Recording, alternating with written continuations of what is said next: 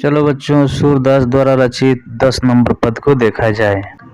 निर्गुण कौन देश कौ बासी, मधुकर कहीं समुझाई सौंह दे, बूझत साँच नहासी। को है जनक कौन है जननी, कौन नारी को दासी। कैसे वरन भेष है कैसो की रस में अभिलाषी। पाओ गौ पुन कियो आपनो, जोर करे गो गासी। सुनत मौन है रहो बाबरो, सूर सभय मतिनाशी। दोस्तों, मित्रों और मेरे प्यारे बच्चों, आप लोग चैनल को सब्सक्राइब नहीं कर रहे हैं। जिस दिन से पेड वर्जन हो जाएगा आप लोग इस वीडियो से वंचित हो जाएंगे। इसलिए ज़्यादा से ज़्यादा आप लोग चैनल को शेयर करते रहिए और सब्सक्राइब कर लीजिए। संदर्भ पहले जैसा ही रहेगा। और प्रसंग की बात करें तो इन पंक्तियों में ब्रज की गोपिकाएं उद्धव जी से निर्गुण ब्रह्मा के स्वरूप और व्यक्तित्व के संबंध में पूछती हैं। तो अब इन पंक्तियों का अर्थ समझते हैं।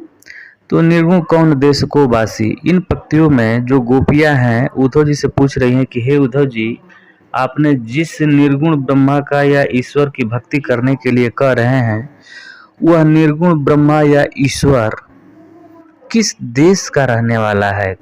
देश को बासी, वासी मतलब निवास करने वाला, निर्गुण मतलब वही निर्गुण ब्रह्मा। ठीक है। मधुकर कहीं समुझाई सौंह दे, बूझत साँच नहासी। मधुकर यानी उद्धव के लिए कहा गया है। ऐसे तो मधुकर का मतलब भावरा भी होता है।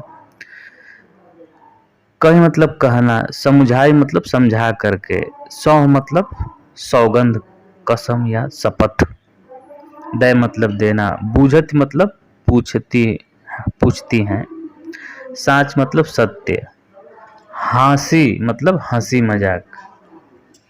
तो गोपिकाएं कह रही हैं कि मधुकर कहीं समुझाई सौंह दे, अर्थात हे उद्धव जी, आप कृपया हमें समझा करके बताइए। आपको हम सब सौगंध देकर पूछती हैं, कसम देकर पूछती हैं। ठीक है, आप सच सच बताइए, हम सब हंसी मजाक नहीं कर रही हैं। को है जनक कौन है जननी, कौन नारी को दासी। को है जनक अर्थात कौन है जनक मतलब पिता, अर्थात उस निर्गुण निराकार ब्रह्म का, ईश्वर का कौन पिता है। कौन है जननी, जननी मतलब माता, तो कौन उसकी माता है। को नारी अर्थात नारी मतलब पत्नी, स्त्री, तो कौन उस ईश्वर की स्त्री है, पत्नी है, और कौन उसकी दासी है। कैसे वरन भेष है कैसो की रसमय अभिलाषी। कैसे वरन, वरन मतलब वर्ण, कलर, रंग। तो कैसे वरन, वेशभूषा, बनावट। तो कैसा वर्ण है अर्थात कैसा उनका रंग है, कैसा उनकी बनावट है, वेशभूषा है। की रसमय अभिलाषी, और वह जो ईश्वर है, वह निर्गुण निराकार ईश्वर है, वह किस रस की अभिलाषा रखता है। पावो गौ पुण्य कियो आपनो, जोर करे गो गासी। पाओगे मतलब पाओगे, पुण्य मतलब पुण्य, कियो आपनो अर्थात अपने किए हुए पुण्यों को, अर्थात अपने किए हुए कर्मों को आप हे उद्धव जी आप अवश्य पाएंगे। जौर करे गो गासी, गासी मतलब छल कपट। तो गोपियाँ कह रहे हैं कि हे उद्धव जी, अगर आप हम सबसे छल कपट करते हैं या झूठ बोलते हैं तो आप अपने कर्मों का फल अवश्य पाएंगे।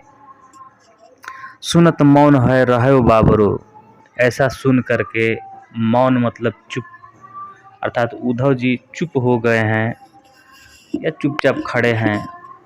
बाबरो अर्थात बावला मतलब पगला या पागल की तरह,